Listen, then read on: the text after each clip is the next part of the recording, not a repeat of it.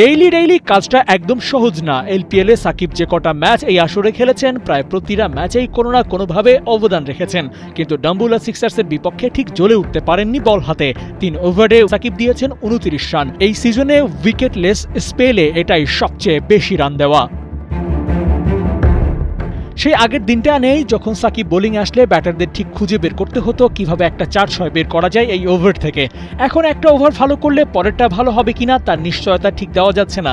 যেমন ডাম্বুলার বিপক্ষে প্রথম ওভারে 5 রান দেওয়া সাকিব ঠিক পরের ওভারে দিয়েছেন 11 রান, আর থার্ড ওভার সেখান থেকে ডাম্বুলা নিয়েছে 13 রান। বোলিংটাই যে সাকিবের স্ট্রেংথ সেটাও কোনো দিন আর মানানসই হয় না, প্রমাণটা তো মিললই। এলপিএলে দারুণ সময় যাচ্ছিল বাংলাদেশি প্লেয়ারদের, তার মধ্যে সবচেয়ে ভালো সময় বোধহয় পার করছিলেন তাওহিদ হৃদয়। প্রথম 2 ম্যাচে 35 ও 31 রানের ইনিংস খেলার পর সবশেষ ম্যাচেও পেয়েছিলেন 21 রানের দেখা। স্ট্রাইক রেটটাও ঠিকঠাক রাখা হচ্ছিল, তবুও ডাম্বুলা সিক্সার্সের বিপক্ষে একাদশে রাখা হয়নি তাকে। যদিও সাব নামানোর একটা সুযোগ ছিল, কিন্তু সে অবধি সাকিবরা যেতেই পারেননি। ম্যাচ বৃষ্টিতে হয়েছে পণ্ড, আর তাতে এবার আর ব্যাটিং নামা হয়নি হৃদয়ের। সাকিব হৃদয়ের দল জাফনা কিংস যেন উঠছে টেবিল টপার হয়ে। সবচেয়ে কম ম্যাচ হারের সাথে 5 জয় নিয়ে পয়েন্ট টেবিলের শীর্ষে আছে কিংস।